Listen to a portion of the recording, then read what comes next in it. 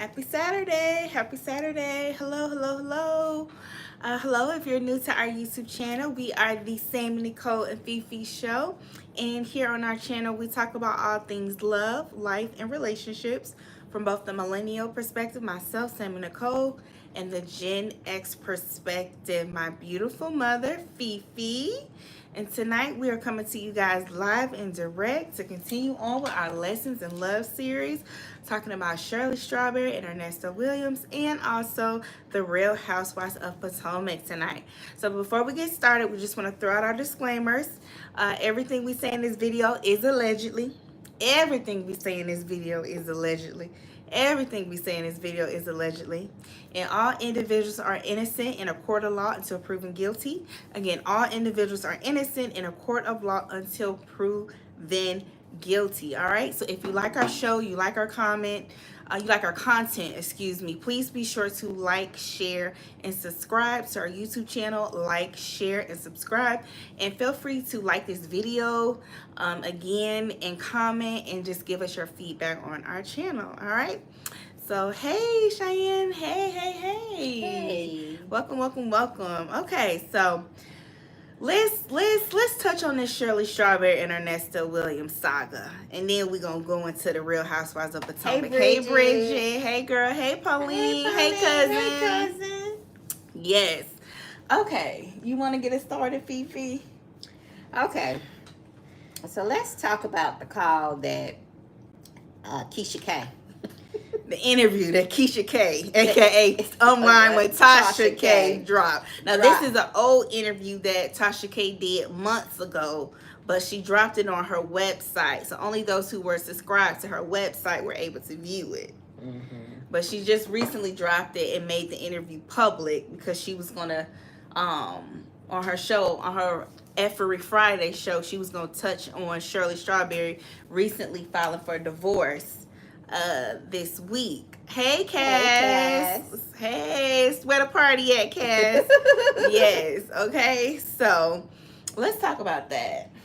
Okay, so here we go. So the interview that Tasha K dropped yesterday, y'all, that interview made Sonya look like, she already looked like trash, but she looked like real.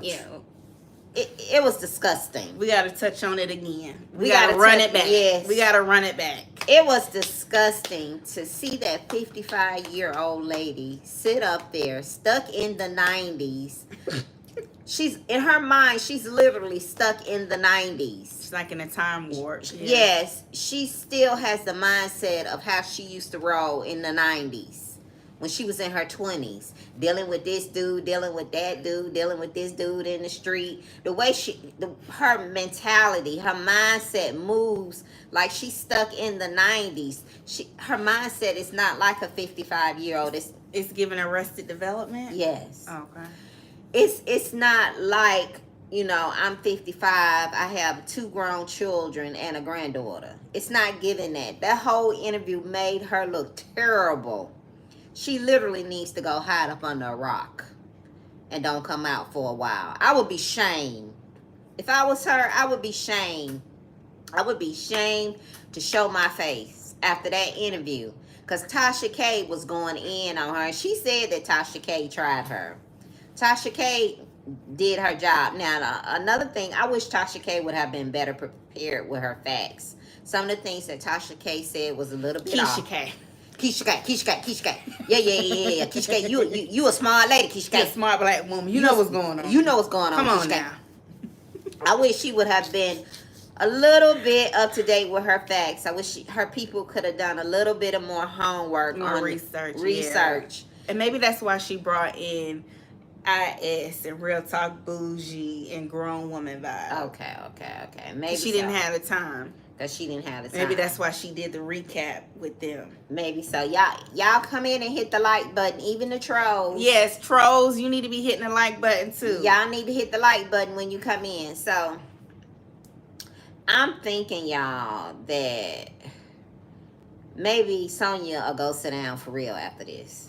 What y'all think? What you think? You go ahead. Do I think Sonya is going to sit down? I think, like I said, I think she's just taking a break, even though she's done some lives with IS recently, because I think the criticism is starting to get to her and she's trying to protect herself, like take a little bit of the pressure off of herself that's coming from the public because she already dealing with pressure from Nesto's case. But I don't think she's going away. You don't? Mm-mm. But I think she might lay low this week because that interview, it already came out months ago, but it's kind of like reopening a fresh wound. It's like these calls are already keeping the wound open, but it's just digging deeper into the wound. Now it's like it's got even more bacteria. It's infected even more. You think so? Okay. Yeah. Okay. It's. I feel bad for Shirley because people are going back and telling Shirley if Shirley is not watching this, But I think Tasha K dropped this interview just in time. I think Shirley filing for divorce was just in time. It was planned for this all to come out like this. And rightfully so. Rightfully so. Ernesto will not be getting one red cent from Shirley. If anything, like Pammy Pam said, annulment would be great. And and I'm saying she need to ask for some of her $40,000 back when she get in front of that divorce judge. Agreed.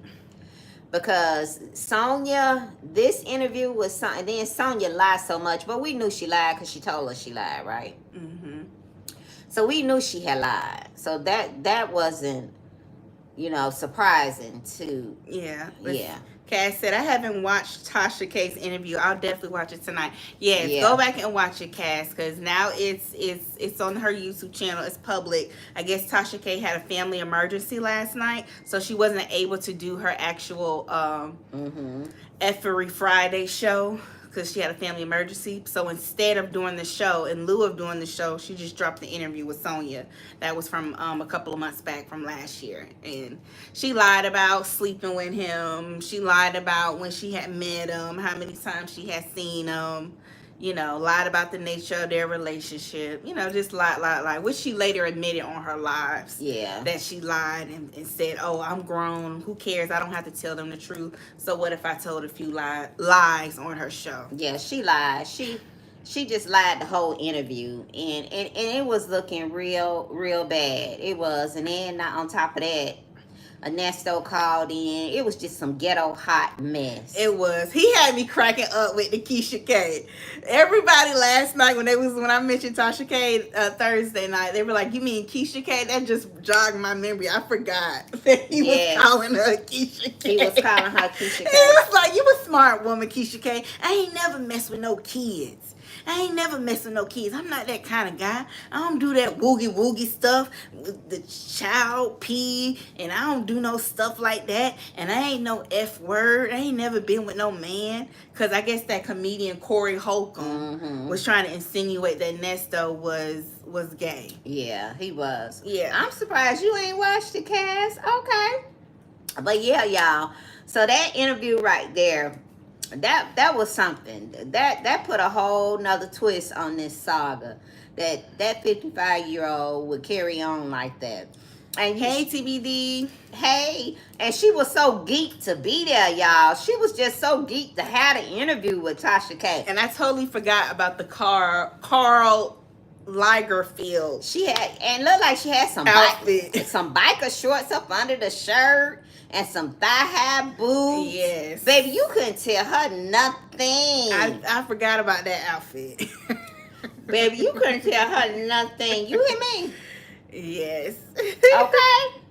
Yes. Bridget said, Nesto sounded like a fool. Yes, he did. Cass said, I don't follow Tasha K, so I didn't know she finally posted it. Yeah, she finally posted it. She did last night. And then, y'all, this morning, Real Talk Bougie went over the interview Carlton White had with some guy where he said that Nesto scammed him out of some money, and it all circled back to Erica King. Him, Ernesto, and Erica King. Somehow Carlton White got caught up with Erica King And Ernesto showed up on the scene. Y'all go back and watch Real Talk Bougie's live from this morning. That was deep.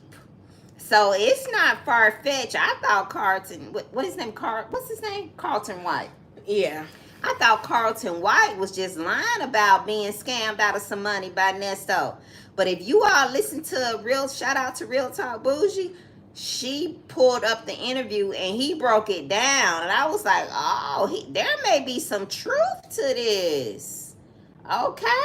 Mm-hmm. Wow. Let's see. TBD says she came out so small, like not as big and bad as she does in her own lives and phone calls from prison. She also said people in the chat, wait, hold on. They said people in the chat were talking about how bored they were. And a lot of people in the chat didn't know who she was, and they didn't know who Ernesto was. So now this has given more exposure to this. To the story. The story, yeah. And so so this is just going to put more limelight. It's just going to get bigger. The divorce is coming up. And I know Shirley is just hating all this bad attention. Yeah, it's bad publicity. Yeah. Yeah, for sure. It's like a never-ending nightmare I can only imagine for her, but such is life. And then one thing that stood out to me, there were many things that stood out to me in the interview, but one thing that stood out to me as I was thinking about it again and watching it again was how Sonia was like, well, he's never asked me for money. He's never taken anything from me. But I'm like, he is now asking you for money, and he is now taking things from you, just like he was doing with those women. Right. You're now putting money on his books. You're now paying the $250 consultation fees for him to meet with the attorneys. Right. He is now using you the way he was using those women. And it's like she doesn't see that. It's like she has cognitive dissonance real bad. Real bad. And she just doesn't get it. She really doesn't. Like, she thinks she's the exception or it's different. And I just don't get it. I don't get it at all. Nah, I don't. And I think that if Tasha K would have had the time to like prep a little bit more, I think she definitely would have really gotten her arse. Mm-hmm. Yeah, for real. But yes, she basically was just deflecting, making up excuses, basically what she normally do for him. That's about it. Now I was cracking up when Tasha K tried to say so allegedly Ernesto was selling D. That was funny. So he could afford Shirley with her desired lifestyle. Sound like he was out there selling D.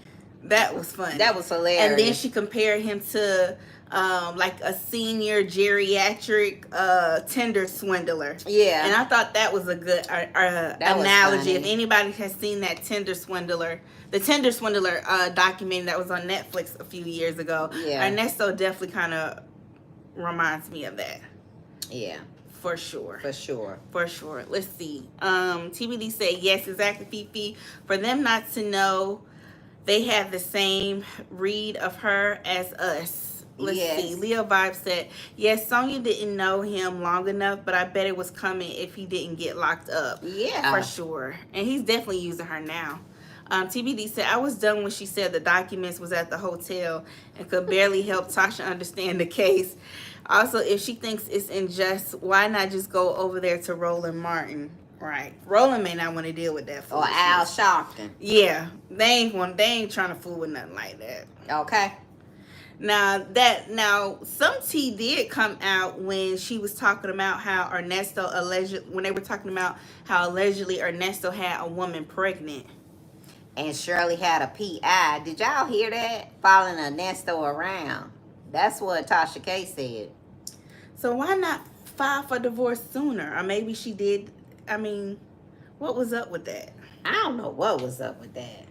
Had y'all heard? That was the first time I heard of that. I had never heard that. About he had a baby on her. What's up with that, y'all? Now that was some tea. Okay. Girl. Okay. But I want to know, let me see. Cass said, yes, the PI story came out some months ago. Okay. Okay. I missed that one. How did we miss that? I don't know. Lord. I was like, ooh. But see, Leo Vibe said, I thought Nesto told someone he had a vasectomy. I thought so too. I thought he did too. I was like, alleged baby. Yeah. What? I thought so too. Yes. Y'all, so I don't think this going away because now the divorce is coming up. The divorce is coming up. So it's just going to keep going and going. Because what is Ernesto going to do? He ain't got nobody. He ain't got no attorney. He going to represent himself in court. Because you can't get a public defender. Ain't nobody fooling with him. Ain't nobody fooling with him like that. I guess it should be a smooth process then, because he can't afford an attorney. So it really shouldn't be no pushback. Not at all. Just grant her divorce and I guess keep it moving. And keep it on moving. Yeah. Let's see what y'all saying in the comments. TBD said, I think Sonya was/is trying to make a name for herself, but she would have really had to stand up and be in a side chick for it to have really popped. Yeah, I agree. She definitely was deflecting, and she definitely didn't want to, you know, be associated with being a side chick. But I agree. I think if she would have stood on business, like, yes, I have been intimate with Shirley Strawberry's husband, Ernesto Williams. Yes, we have had sex. Yes, that was my boo thing. That wasn't my man, but that was my boo thing. We was having sex. I definitely think that it definitely would have popped more for sure. For sure. For sure. For sure. And I don't think that people maybe people wouldn't have had so much gripe for her. Not saying that they wouldn't have had any gripe for her at all, but just the fact that she would have like stood up and stood on business about it, I don't think people would have gone so hard. I think it's the fact that she shows herself to be a coward and a liar. Oh, yes. And that's why people go in on her so hard. Leo Vibes, I don't think Hannah can represent him in a divorce. Yeah. She's a public defender, so he ain't gonna have nobody for that divorce. She does criminal. I don't think she Nah, and a public defender can't represent you in a divorce. So, I guess this should be. At least I don't think so. I ain't never heard of that. Yeah. So this should be fairly smooth for Shirley. Yeah, this should be easy. I hope so. Yeah, this should be real easy. I hope so. All right, go ahead. Something on your jacket. Oh no, I was saying if you wanted to say something else. No, but that's it. That's it on that. Well, let's talk about Potomac. All right, let's talk about Real Housewives of Potomac, okay? So yes, if you're not familiar with Real Housewives of Potomac, season 8 or 9 just finished. Real Housewives of Potomac from Potomac, Maryland, just wrapped up. And we need to talk about that season, okay? So shout out to TBD. This was a requested topic that they wanted us to talk about. So we're going to talk about Real Housewives of Potomac. Okay. So if you haven't already checked out this latest season that just finished on Real Housewives of Potomac, please, if you're interested, you can check it out on, Peacock. And it's basically like... it gives like a vibe of Real Housewives of Atlanta, but it's based in Potomac. Okay? So it's something like that. All right? But so what I want to say, get into it. So what I want to say about Potomac, y'all, and to me, that whole show, and we recapping the season, y'all. So the whole show is based off of colorism. The way that's a pretty strong statement to make, Fifi. This is my opinion. The way they have those girls set up against each other, even at the reunion, the way they had them seated, it's like the fair skin and the brown skin. You know, it's like they have them pitted against each other every season to me. And then this season they bring on where is she from? And what part of Africa is she from? Nigerian. She's Igbo, from the Igbo tribe in Nigeria. They had one young lady on there already from Nigeria. Wendy. And then they brought another Nigerian on. And they pitted them against each other. And you know that's a no-no in that culture. In African culture.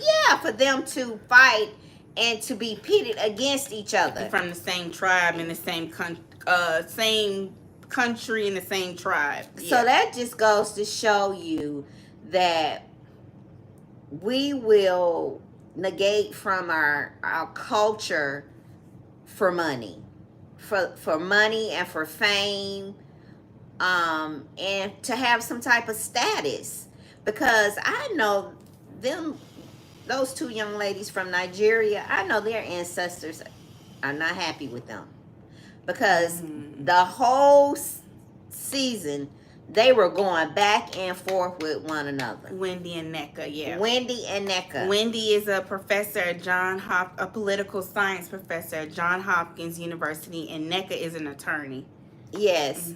So when I first started watching the show, I thought something was off about the show, because I was like, it's like you don't have anything in between. You have fair, bright skin, African American women, and then you get the dark skin, and you don't have anything in between. And it's like they put them together to go back and forth with one another. And then not only that, Giselle and Robin, so they think they're kind of more elite. Yeah, Giselle Bryant is married to the famous pastor Jamal Bryant, who took over New Birth Church here in Atlanta once Bishop Eddie Long passed away. And then Robin Dixon was married to former NBA player Juan Dixon. Because even Giselle has mentioned something about her eyes being green or something. Yeah, Robin and Giselle call themselves the Green Bandit. Yes. Because they have fair skin, blonde hair, and green eyes. So that's why I say this show is just based on colorism, and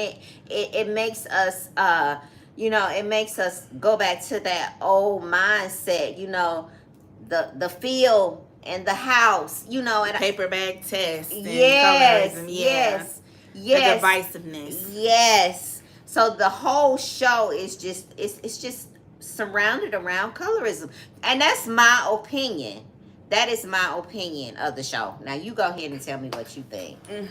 So, okay, yes, I agree with you, Fifi. I think colorism definitely plays a huge role in the show. And like other, YouTubers have pointed out, such as like Carlos King, who is the king of reality TV and infamous TV producer. He produced Love and Marriage, Huntsville in DC, and he used to be a producer on the Real Housewives of Atlanta. He was talking about how on this season of Potomac, they missed out on a great opportunity to address colorism and really have some pertinent and meaningful and insightful conversations about it. Because on the show, it does feel like the lighter skinned women, so Giselle, Robin, Ashley, and Mia and Karen, they tend to be given more grace.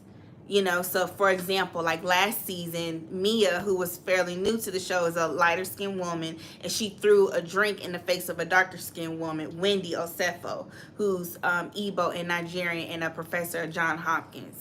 And people just kind of swept that under the rug, right? And basically on the show, it's Candace and Wendy against Giselle and Robin and Mia, who are the lighter skinned women. And every time, Candace, especially, it's more so Candace that will articulate herself and call Giselle and Robin out and Ashley out, in the spirit of colorism, then they tend to deflect, and they're like, well, I don't think that way, I'm not colorist and I don't know what you're talking about. And Candace is basically saying, because you women are white adjacent, you have fair skin, green eyes, you think that you can look down on people, or you think that you can mistreat people and get away with it, and you're never really called out on it or held to a higher standard. And so when Candace did that, y'all know Candace, and shout out to Candace, she's pregnant, which is why she's taking a sabbatical from the show, we've recently found out. And then of course we know Robin got completely kicked off the show because she ain't want to tell her business about Juan, and we're going to talk about that later. But, Candace is very articulate. She's a brown-skinned girl. She's highly educated. She comes from money. I think one parent is a lawyer and another parent is a physician, and she's brown-skinned. And she goes toe-to-toe with Ashley and Robin and Giselle, and they can't stand her because she's not intimidated by them. And I think in addition to it being, you know, colorism and, you know, Giselle and Robin being able to get away with being, you know, passive aggressive and mean girls because of, you know, the way they look, I think it's just, what's the way to put this? In addition to it being colorism, I just think they're mean. They're cliquish. Yeah. And these are grown women who still act like they're in high school. I think that's a part of it too. Yeah. And just going back to the colorism part, you know, it's come up a lot on the show, but a lot of the castmates, they never want to address it because it's such a hard and complex conversation to have, right? And so that's what Carlos King was talking about. Like, they really should have used this time to talk about it. But it was interesting because on the reunion, Wendy Osefo was like, I don't think people on this cast are equipped to have that conversation. Like, they don't have the bandwidth to engage in that type of conversation. The intellect. Yeah, and I think she was right about that. I really do. Because whenever Giselle and Robin are, you know, accused of anytime the colorism accusation comes up to Giselle or Robin, they're immediately like, I don't think that way. That's not true. And because you accused me of being a colorist, Giselle was saying how she was receiving death threats. You know. But I'm like, really? That's crazy. Absolutely crazy. So that's what I think about the colorism. Yeah, it definitely is present on that show, and I think that it's at this day and age, and they go in on each other. Like the darker skinned women, the lighter skinned women, yes. they don't even talk to each other. You know, they may try to play nice when they do group settings. You know, when they go on trips together, but even then they kind of break off into their subgroups. Yes, the lighter skin and the darker skin women, they don't get along. TBD said, how do we feel about the reunion? Ooh. You want to go first? The reunion at the third part made me sad because I felt sad for Gordon. I really felt, but it's his karma at the same time. But let's talk about that. That goes back. It's his karma for doing his wife the way he did his wife. So his first wife. So he's just getting it back. And when I tell you he's going through. And that usually, that's what happens. The karma is coming back on you, and he's getting it. Because he was married when he started dating Mia. Because he left his wife to be with Mia. Yep. So that part kind of made me sad. But I think one of the best parts about the reunion is Karen. I think she is a very classy, mature woman. The grande dame. Yes, I think she's very classy, very, very confident. And I think that she doesn't give a bloop. I think that, she hit that sauce, allegedly, every now and then. So I think that gives... I definitely think, allegedly, Karen has some issues with alcohol. Yeah. I think she's a great person, but I do think she struggles with that. I think she struggles with that. Yes. Let's see. Okay, let me talk about my feelings on the reunion. Okay, TBD.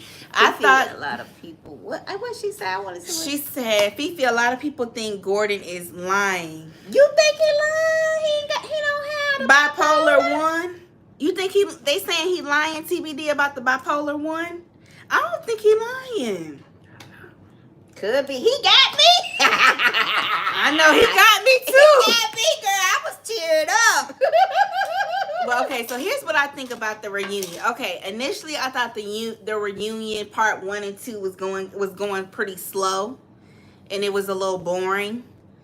But then by part 2 of the reunion, when they started talking about the paternity issues and the relationship between Mia and Gordon, I was like, let me get my popcorn. Okay.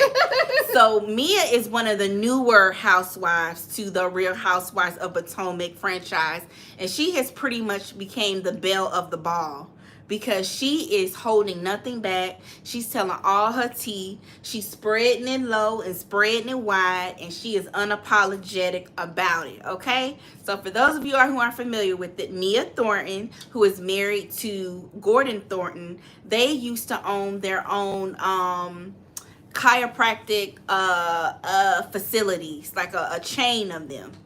And what happened was her husband Gordon ended up losing his share in the company with his family members, I think his brothers.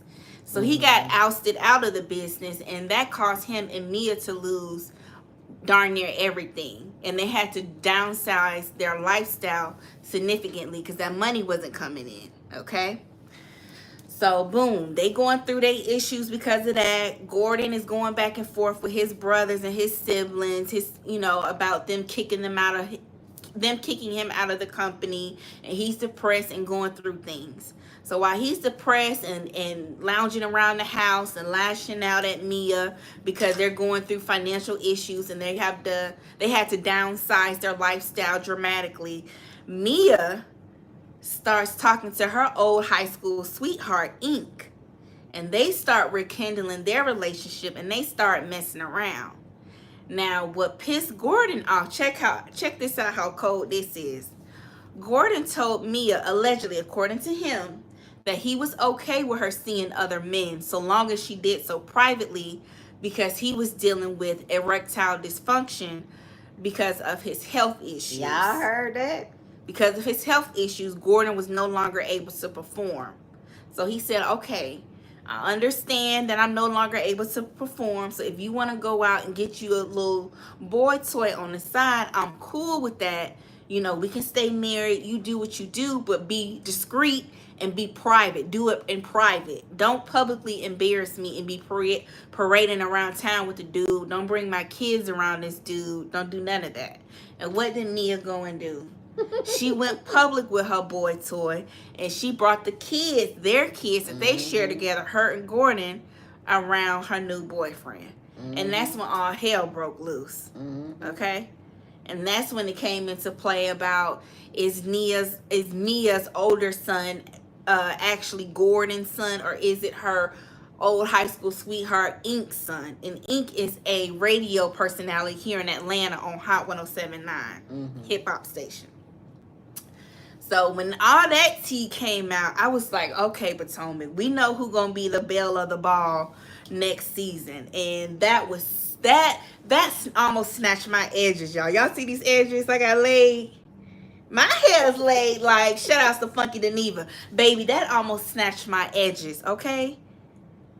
Okay? When Mia and Gordon dropped that tea about that baby possibly not being his, I clutched my pearls. And the fact that they were willing to put it all out there for the world to see, I was like, wow. I was like, okay, this is what we want to see from reality TV. Because, usually, y'all, I usually don't pay attention to Potomac that much because it's like boring. It's the lighter skinned women versus the dark skinned women. They always arguing about little silly-ish, I'm trying not to cuss y'all, that don't really matter, and it's just boring. And I'm like, I got other stuff to do. But this season, they took it up a notch with Mia.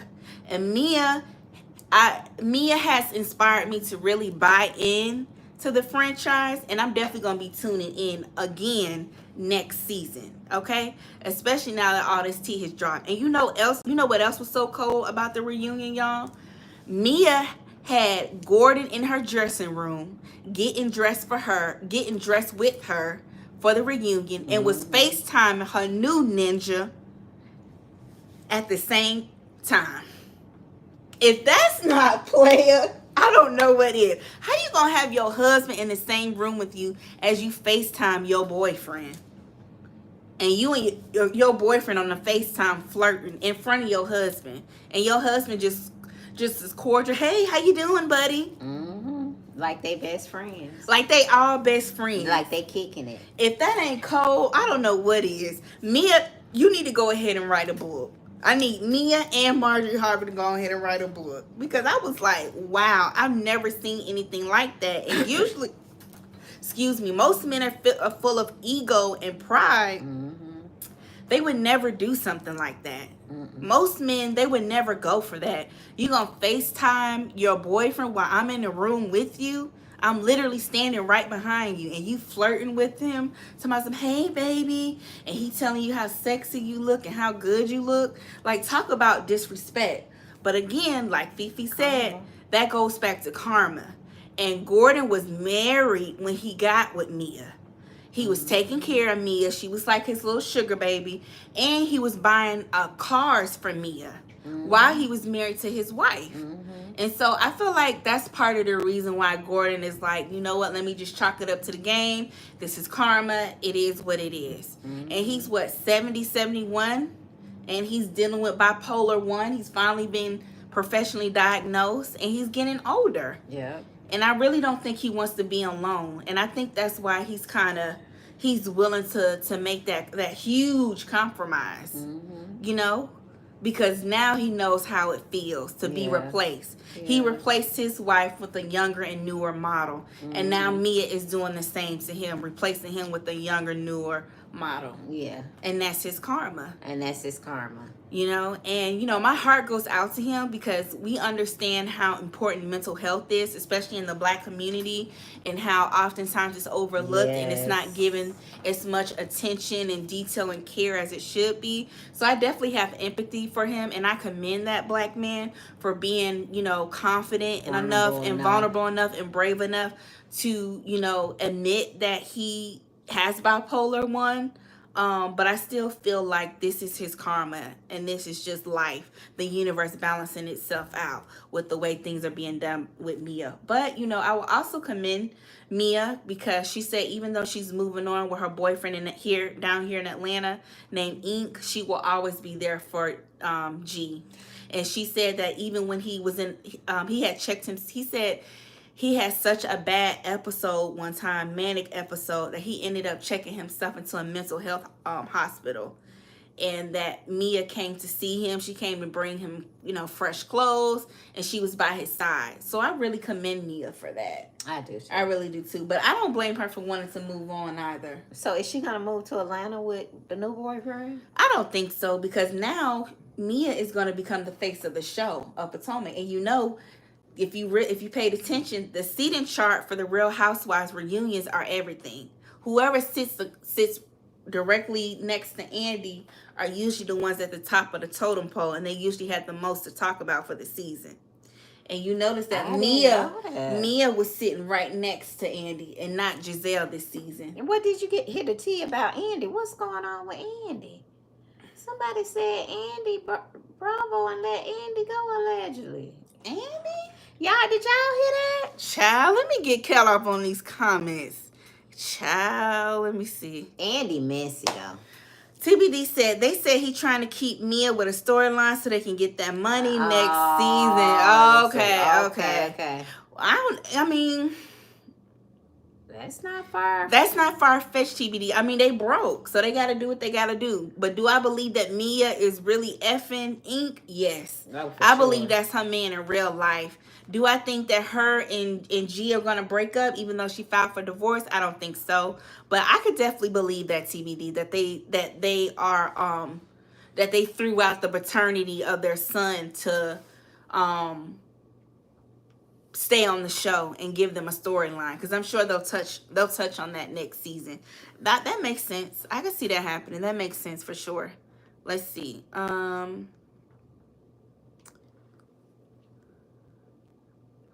Leo Vibe said, that's crazy that Gordon told her that. I don't see her and Ink lasting long. I could be wrong though. Yeah, Ink is her high school sweetheart, so she said. Yeah. And she always wanted to be with him, and he always wanted to be with her. And she said that he told her, you know, the reason I never got married is because I was waiting to marry you. And so we'll see. I don't know how long they'll last either, Leo Vibes. Who knows? But I definitely think she's going to use the heck out of this situation for her storyline next season, and to request more money in her contract. For sure. And she definitely going to break off Gordon some money, because she said that she helps Gordon. Watch out for him. Yeah, she said she would always watch out for him. And I get it. He's the father of her child. You know, like her children. I get it. TBD said, did you all enjoy the season, or did you feel like like Andy that wasn't fun to watch.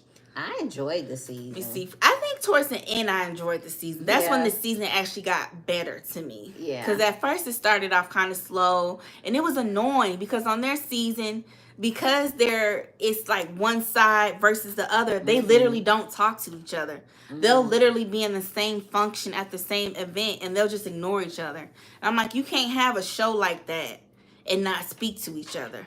Like, you got to step it up, you know? Yeah. So that's what annoyed me about this season. So hopefully they do a better job. Let's see. Phone calls and prisons just dropped. Okay, we got a few more minutes. Okay. TBD said yes. They say it's a rumor about Andy, but we'll see. Okay, We'll okay, see. you heard. Okay. TBD said, from each couple, what would you say was the lessons in love? Ooh, that's a good question. That's a good question. Okay, let's start off with Robin and Juan because that's easy. That's real easy. Yeah, lesson in love is don't let a man tell you he don't want you more than once. Whoop! Say it again. Don't let a man tell you he don't want you more than once. Okay? Now, I get it. And play in your face. That part. That's the killing part. That's the killing part. Okay? Now, Robin Dixon and Juan Dixon. I get it that Robin has been with Juan since she was a teenager. Her parents love him. Blah, blah, blah. Love and basketball. I get it that when Juan was playing in the NBA, Robin lost all their money to their scamming friend who scammed them out of millions. And because of that, they went basically to the poorhouse, and the friend ended up unaliving themselves allegedly behind it. I get they went through all that traumatic stuff, and I get it that, you know, she loves Juan. He's the love of her life, her best friend. He's all she knows. But it's time to let it go, Robin. Juan don't like you, let alone love you. He doesn't honor you. And it's he time to doesn't move value on. you, and you are disconnected from yourself. Yes, it's time to let it go. Juan at this point is only... She has no boundaries and no standards. Right. And Juan is only staying with her for the kids and the finances because he lost his job coaching at Copland State because of those allegations. Yep. And so, you know, he's kind of up Ish Creek now. Robin is the breadwinner. So I just think it's sad. And then he won't even show up to the reunion and help her. In her defense, knowing that she's going to be put on the spot, he's just selfish. And I feel like if Juan would have participated more this season and actually showed up to the reunion, I don't think Robin would have been fired. I don't think so either. I totally agree. Juan is a big part of why Robin got fired. Another big part why Robin got fired is because she didn't want to talk about what was going on between her and Juan. Why you let this man play in your face with these dumb lies and you don't hold him accountable? If she would have been more comfortable with having the conversation on camera and asking him the questions that we all wanted to know, she would have still been on the show. For sure. And I feel like that she should have pulled Juan to the side off camera and said, look, I'm the breadwinner. I'm making 7 to 8 figures each season on this show. I need you to work with me so we can make something shake and get this money. I don't need you to be on camera being defensive, getting an attitude when people ask you the hard questions about why you down at the nail salon and the laundromat with my doppelganger. Okay? I need you to give me real responses and interact. Help me help you. Help me help our family. Be a good team player, okay? I'm paying the bills in this house. I'm taking care of us. You need to work with me, and you need to bring to that reunion and sit behind me and sit in a hot seat when Andy asks you all them questions so we can keep getting these 7 to 8 figures. That's the conversation she should have had. But she has no standards, no boundaries, and she don't know how to stand up for herself either. That's a big part of Robin's problem. And you know what? If you're going to be like that, maybe you don't need to be on reality TV. Because that's what you sign up for people to be in your business and to ask you 1,001 questions. So if you're not going to be comfortable doing that, then don't be on reality TV. Mm-mm. It defeats the purpose. You're on reality TV so people can be in your business and scrutinize and criticize your life. That's what you signed up for. Yeah. Right? Yeah. So that would be our lesson in love for Juan and Robin. Let's talk about Ashley Darby and Michael Darby. Okay, they not really getting no divorce.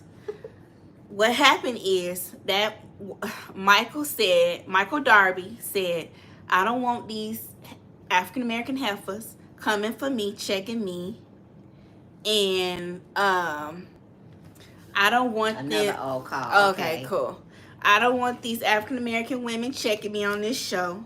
And I'm tired of everybody questioning my sexual orientation. And I'm tired of the backlash that I'm getting from allegedly touching the producers of the show inappropriately on their buttocks. So I'm not filming no more. So what Ashley Darby and Michael Darby did was they came up with a lie that they were getting a divorce so that Michael Darby could get out of filming. Because if they were still married, people would be looking at them sideways like they looked at Juan and Robin sideways. Like, why aren't y'all filming? Why aren't y'all talking about y'all relationship problems? Why are you skirting around the issue? So that's the real reason why they came up with the divorce storyline. Ashley not leaving Michael. Michael is her provider and her daddy, literally and figuratively. She ain't going nowhere. No, she ain't going nowhere. Lesson in love will be heal the little girl inside of you. Ooh. For Michael Darby and Ashley Darby, that's the lesson in love. Heal the little girl inside of you and address your daddy issues. And don't never sign a prenup that don't benefit you. Okay. Who else we got? Candace Bassett and Chris Bassett. Okay. Let's see. Candace was really on the road at the City Winery tour, singing her stoplight songs. It was cute. It was cute. I would say their lesson in love is maybe making time for your partner and not biting off more than you can chew. Yeah. Because it seemed like this season, Chris was complaining about Ashley not giving him time. Candace not giving him enough time. And it seems like they thought he was entertaining his time somewhere else. Right, because of the rumors. That Robin helped perpetuate. Yeah. The nerve. Yeah, the nerve. Right. She shouldn't be talking about nobody, man. No. And then tried to confront him at the reunion. Yes. The Lulu. Yes. Okay. All right. Karen and Ray. Them OGs, they rolling with it. They just going with it. Yeah. Ray ain't complaining. He know what it is. The lesson in love between Karen Huger and Ray Huger is find you somebody you can ride till the wheels fall off with. Yeah. Find your Ray rider. Ain't going nowhere. That's the lesson in love for him. Ray understands Karen. And he just riding this thing out. And he out. plays his role. And he plays his position. Exactly. Let's see. Wendy Osefo and Eddie Osefo. Turn when life throws you lemons, make lemonade. That would be their lesson in love, because last season, they were trying to get a rumor going that Wendy Osefo's husband, was trying to flirt with Ashley's friend. And they were calling him Happy Eddie because he was so happy and excited to see Ashley's friend, when that was far from the truth. Eddie wasn't doing anything. He wasn't cheating.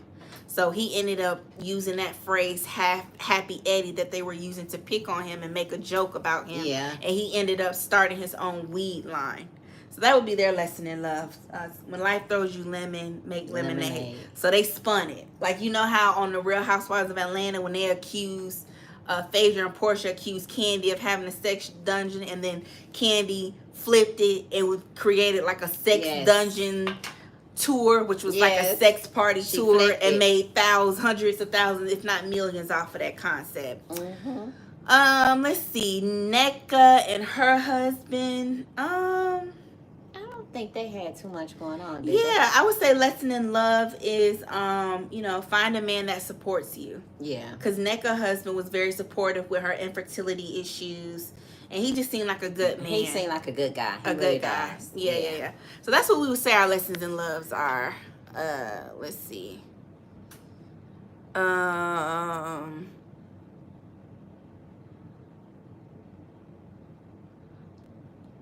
TBD said she still feel guilty for losing that money. She'll never say that to him because of that. Yeah.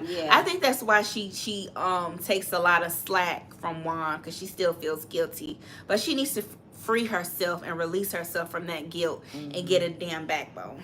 Yeah. Cass said, LOL, the message was for me because, child, the daddy issues are real. Let's see. Yes. She needs to free herself of that. Yeah. You know, she's apologized to Juan 1,000,001 times about, you know, losing the money. But she's made the money back. Those girls are making 7 to 8 figures each season now on that show. So he needs to get over it. What? TBD said, wait, so what would Giselle's lesson be? Oh, Giselle. Because Giselle had that young man. She had that young boy. She was freaking with. Yeah. I would say Giselle's lesson in love would be stop being so hard and emotionally unavailable. And really tap in and figure out what it is you want out of a relationship. And Giselle is too guarded, and she acts too nonchalant in relationships with men because she was dogged out so bad in her marriage with Jamal Bryant. And she acts like she doesn't care, but she really does care. She really does. And she knows, that's why she told that young boy, if you're dating somebody else, you know, just don't embarrass me, let me know. Because she knew it was coming. Yeah, having her guard up. Yes. Yeah. And it's like, what's the point of dealing with people if you have to have your guard up? Yeah. You know? Yeah. Like, what's the point? Yeah. But she keeps choosing the same type of man over and over again. Ooh. That would be another lesson in love for Giselle. Stop choosing the same type of man over and over again. Let's see. Yes. Let's see. TBD said, ooh, that's good. Yes, nailed it. Yes. So that would be our lessons in love. Let's see. What else? What else stood out this season to me? Okay, another thing that stood out to me from the Real Housewives of Potomac, I don't like the way Giselle weaponized her daughters against Wendy Osefo and Candace Bassett. Like when they were in the Dominican Republic and Giselle was bringing up her oldest daughter, Grace, going to FAMU, and the camera panned to Wendy and Candace, and they kind of made a face. I really don't think they were making a face towards Giselle's daughter, Grace. Like, I really don't think they have any malice or animosity towards Grace. They don't like Grace's mama. That's what it is. And Candace said that on the reunion. She was like, I genuinely have a great disdain for Giselle. I loathe Giselle. So whenever Giselle is talking, I'm uncomfortable. I'm going to make a face because I don't like her. I loathe her. I despise her. And I just hate the way Giselle flipped it to make it seem like, oh, you're making a face towards my child, my daughter. Girl, ain't nobody thinking about your daughter. Nobody has nothing against Grace. Your daughters are beautiful. Brown skinned girls, might I add. Nobody's against her. And I feel like, you know, and another thing that made me mad about the reunion is when they were talking about the fight at, let me see, TBD said, why would she do that, Fifi? I don't know. Colorism. Definitely. I'm telling you, the whole show is colorism. And that's the example that Candace gave when she talked about colorism. She was like, you're acting like a privileged white woman. Like, you know when those white women get called out?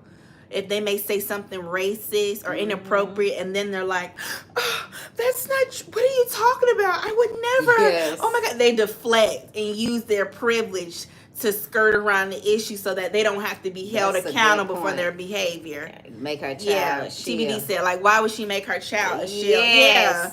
I would never. Yeah. Never. So she don't have to be held accountable, TBD. Never. And so she can garner support. and people can go in on Candace. That was the strategic move, TBD. She used her child as a shield so people. That's a good point. So people could go in on Candace. Yes. Yeah. Yes. That was strategic. Yes. So Grace could kick. And that as a mother, that when she did that, I was like, why is she putting her child in this? Your child ain't got nothing to do with this. this. Your child don't have nothing to do with that this. That girl don't like you because of you. Yes. It ain't got nothing to do with your baby. Why would you put your baby in this? As a mother, I instantly thought that. Because the first thing I'm going to say, leave my child out of it. This between me. You can talk about me and say what you want to say all day long. But when it comes to my child, oh, it's on and popping. I can tell y'all some stories about me and Samantha being in the Uber. Oh, we gotta tell that story. We're gonna do a story time. Y'all, we almost jumped this man in an Uber. Baby, no lie. That man got me talking crazy to my child. We almost jumped this man. I was 4'11". I told that man, I said, if you say another thing to my child, I'm gonna turn this thing up. It was nut if you buck. I'll tell y'all about that. We got a story time. Don't let the cute faces fool you, baby. My child. Nut if you buck, baby. Y'all, it's a wonder I ain't been to jail. Because I will go straight off. And that's why I couldn't understand why Giselle was putting her child in it. I would never insert my child in nothing. Right. And that's one thing I can say about the ladies. They never bring up each other's children into the situation or the disputes that they have amongst each other. So I thought that was a new low for Giselle. Yes. But let me talk about something else that pissed me off on the reunion. When the ladies were recapping the physical altercation between Candace and Wendy's friend and Ashley's friend at Ashley and Giselle's athletic leisure wear launch party. I guess it's supposed to be like a cross between Savage Fenty and Lululemon. But it was so funny at the reunion. They was like, it's not really giving that. What they say, she bachelorette. She bachelorette. No, Andy said that with his messy ass. Andy is so messy. Andy is messy. And I don't like the way y'all let that white man play in y'all face. Y'all let Andy play in y'all face and disrespect y'all, and I don't like that. Yes, Bridget. It was a mama and daughter beat down. Yes. We gonna give a story to it. It was bad, Bridget. It was bad. It was bad. And we can laugh about it now. But it was scary. Like it was like we about to jump this ninja. We was about to jump in. And however it end up is how it end up. Talking. I said, oh, wait a minute. Like very you gonna stop talking to me. I was in behind his head like and I had something in my hand ready. I'm not gonna say what I had in my hand. But I literally had my hand like ready. I just blacked out. I was like, I know this man ain't talking to my baby like that. I said, you don't talk to her. You talk to me. We was sitting on ready, y'all. It was about to go down. It was about to go down. We can laugh about it now, but I'm serious. It was about to be like on some life or death situation. It was. It really was. Like, that's how serious that had got. But I'm glad we can laugh about it now. Yeah. By the grace of God. By the grace of God. Yes. Let's see. Cass said, LOL, Fifi, you've got a marriage proposal on the table. There you go. In the comments, that's hilarious. Take him out, Cass. Knock him out. Take him out, Cass. He said, I'm a 6'6" full-blooded Prince African, 220 pounds. Will you marry me with the yellow headband? That's hilarious. Take him out, Cass. You messy. Oh, you didn't block him, Cass. She blocked him. She did. She blocked him. That was Rico. She blocked him. Thank you, Cass. I love me some Cass. She messy, but she good at the same damn time. Okay. That's my Cass. Okay, we love you, Cass. Okay. All right, okay. Let's get back to the part that made me mad about the Real Housewives of Potomac reunion. Okay. When they were recapping the physical altercation between Wendy and Candace's friend, I forgot the girl's name, Kia. I don't know. The girl the real cute girl that owns the med spa. and then Ashley friend with the long, thick hair. Mm-hmm. The one that Candace called her Sesame Street. So, okay. uh Ashley's friend ends up approaching Candace and is like, I'm paraphrasing y'all. She's basically like, "Do you have something to say to me? Like, I heard you've been talking about me." Yeah. And Candace is like, "Get this blah blah blah out my face. Get her away from me." And we all know that Candace is a wordsmith. Candace's mouth is lethal. Like, Yes. Candace mouth, it will cut you to pieces. She has a very sharp tongue. She's very articulate. She's very witty, and she's a wordsmith. And she'll cut you to pieces just with her words. And it'll cut you to the white meat. Okay. So Candace says something slick to the girl. The girl then, I guess, tries to lash at Candace and ends up hitting Candace and Wendy's friend in the face with a glass object and cuts her. And the friend ends up having to get rushed to the hospital, taken out on a stretcher, put in the ambulance, and rushed to the hospital. Mm-hmm. And this is all going down at Ashley and Giselle's athletic leisure wear launch party. Mm-hmm. And it was just a mess. And that fight actually went viral. If y'all are interested in it, that fight went viral on social media this last summer, actually. So y'all can just look up the Real Housewives of Potomac fight, and y'all can see the fight. But it was awful. It really was. And when they brought it up on the show, here colorism coming into play again. Basically, Giselle, Ashley, and Robin naturally, and Mia too, who naturally have had issues with Candace, tried to intimate that it was somewhat Candace's fault that the girl popped off because of her mouth. Yeah. Let me see. TBD says, did I hear correctly that Mia said that lady was walking around trying to pick a fight before she headed over to Candace? Yes, she did, TBD. So backtrack to that.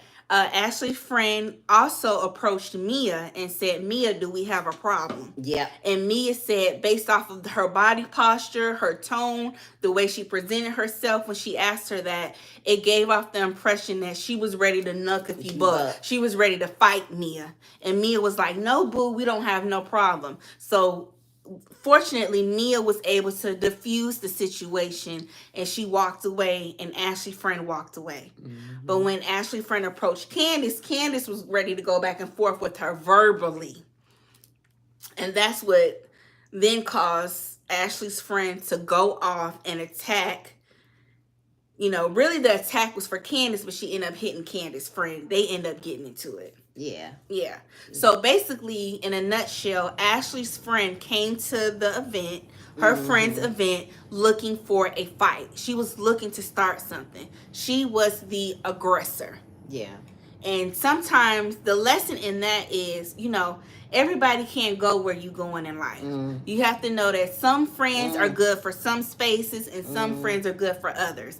And Ashley should have left that friend at home. And I think that Ashley knew that her friend was very combative and aggressive. But because she didn't like Candace, she brought her anyway. Because Ashley don't have the guts or the lack of emotional regulation that her friend has to want to fight Candace. So she got her friend to do her dirty work. And I think that's what happened. I think Ashley knew that her friend was sitting on ready to fight Candace, and she told her to come on anyway. She knew that there was a possibility something was going to happen, something was going to go down, and she invited her friend anyway. And that's why you got to watch your circle. Yeah, I think Ashley low-key set Candace up because she knew her friend was ready to fight. Yes. Yeah. Yes. She knew. Mm-hmm. Yeah, yep. Let's see. TBD said, "Yes, Sammy. I felt like she brought her goon. She equal Ashley. Yes, she did. She brought her friend to doing her dirty work because she know if she fights, she getting kicked off the show. But if her friend fight, she just won't come around the group anymore. She'll no longer be considered a friend of the show. It's not that big of a deal. Yep. And Ashley played dirty like that. She does. Just like when Candace and Monique Samuels got into it a few seasons ago, and Ashley wrote a statement for Monique in support of Monique going against Candace, and that caused Ashley and Candace to go out to further separate, and it caused further confusion or issues between them. Yeah, further tension between them. So yeah, Ashley is sneaky and Ashley plays dirty. Ashley is the type of person, Ashley Darby, she's the type of person that likes to throw her hand and hide it. Yeah. And I don't like that about her. And I feel like people like that cannot be trusted at all. Okay. So yes, I thought that was awful that, Candace's friend ended up getting attacked. And I also thought it was awful that, that was terrible. Mia and Giselle and Robin, and Ashley basically tried to say that, while it was wrong that the girl tried to attack Candace and ended up hurting Candace's friend, Candace, you have a slick mouth. And sometimes you make people want to behave that way. And they brought up the incident between Monique and Candace. And I thought that was messed up for them to do that. Basically, like, you brought it on yourself. Like, you're the reason why people want to attack you. Yeah, that was awful. And I thought that was awful. That was awful. Yeah. And I don't think that was right. It wasn't. So that's Potomac. That's how we feel about Potomac. Now, y'all know I love me some Huntsville. Love and Marriage Huntsville. Do y'all want us to review that too? So we'll review that too in between. We ain't gonna stop talking about Ernesto because that's a saga. That's a saga. We ain't gonna never stop talking about Ernesto. Stop talking about nasty Ernesto. They say you're nasty. Right. But just to show y'all that we not no one trick pony. We ain't new to this. We true to this. We'll talk about other shows. Okay? Whatever y'all want to talk about. Because we premium women. We premium. We premium. And this lesson in love can be tied into everything. A multitude of things. And that's what we're going to keep doing. Yes. That part. That part. That's the killing part. Okay? Okay. And we ain't letting... Because we got our what together? Our facts together. Yeah. Our facts together. Yeah. And we ain't letting no big-headed stop us. Okay? All right, y'all. So that's our show tonight. We love you guys. Thank you so much for tuning in. Yes, you're very welcome, TBD. Anytime. If there's any other topics that you want us to talk about, feel free to let us know down in the comment section. Okay. And y'all, we're gonna continue to follow this Ernesto and Sonia and Shirley Strawberry saga. Okay. Yes. And we also are interested in talking about Love and Marriage in Huntsville because that season is getting ready to start. So we'll start reviewing that show. And then also there's another show that I want y'all to check out. It's with Beverly Johnson, the first black supermodel. She was a baby boomer. She was the first black woman to be featured on American Vogue magazine. She is... Hey, Just Friday. Thank you. Her daughter, Anissa Sims, is engaged to Matt Barnes, a former basketball player. Now, if y'all not familiar with Matt Barnes, he used to be married to Gloria Barnes from Basketball Wives. Y'all remember Matt Barnes? He used to be married to Gloria from Basketball Wives, and they divorced because she was cheating on him with another basketball player. It's called Barnes Bunch. The Barnes Bunch on WeTV. And it shows a mother and daughter relationship. Yes. It shows their dynamic. Between Beverly Johnson and Anissa Sims. Yes. Yeah, Anissa is like a Gen X and Beverly Johnson is like a baby boomer. It's on WeTV. It's called the Barnes Bunch. The Barnes Bunch. And the way it shows it is that Anissa is struggling with the relationship with Matt Barnes. She's insecure. She doesn't trust him when he leaves her. Because he got a history of cheating. And when he was married to Gloria on Basketball Wives, he was cheating on her a lot. Yes. And for all our old Basketball Wives fans, if you know, you know. So she's So they're in counseling, but she's disconnected from herself because she doesn't, even though she has children, she has what, 6 of them? She got 5. When he's away, No, 4. When he's away from her, she still can't find enough to do to keep her busy. She has nothing for her. Nothing for her. Her life is consumed and women, with her children. We have got to find something for us outside of our man and our children. Say that again. We have got to find something for us outside of our man and our children. When you find that you don't have something going on outside of your man and your children, you have disconnected from self. Right. Never disconnect from self. Because there's more to life than the man and the children. You gotta have you. You can't lose you. And you can't pour from an empty cup. Right. Okay. And it's okay to prioritize yourself. Right. And so that's what I like about the show. So yeah. Hey, the lipstick hustle Lily. Hey. So hey, it's a lot of nuggets in that show that we talk about and the dynamic of the mother and daughter relationship. So y'all check that show out. Yeah. As well. So we're gonna talk a little bit about that show. And then we're gonna tell you all our story time where we almost beat down the Uber driver. Yes. Yeah. We almost beat him down. Yeah. While he was driving.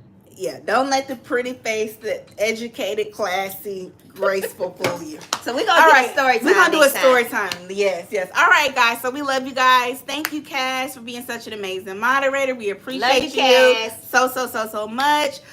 Thank you guys for tuning in. Thank you for the topic, TBD. Thank you guys for checking in. We love you guys. And if you haven't watched the full live, please go back and watch the replay. Again, I'm Sammy Nicole. This is Fifi. We're the Sammy Nicole and Fifi Show, a dynamic mother-daughter duo. And if you like our content, you like this show, please be sure to like, share, and subscribe to our channel, okay? We'll catch you guys later, y'all. Bye. Bye. See you in the chat. See you in the chat. Bye, y'all. Have a great night. Gotta show the nails. I love you very, very, very, very, very, very much. Thank you so much. I love you so much. I don't know what I would do without y'all. I love you so much. Peace.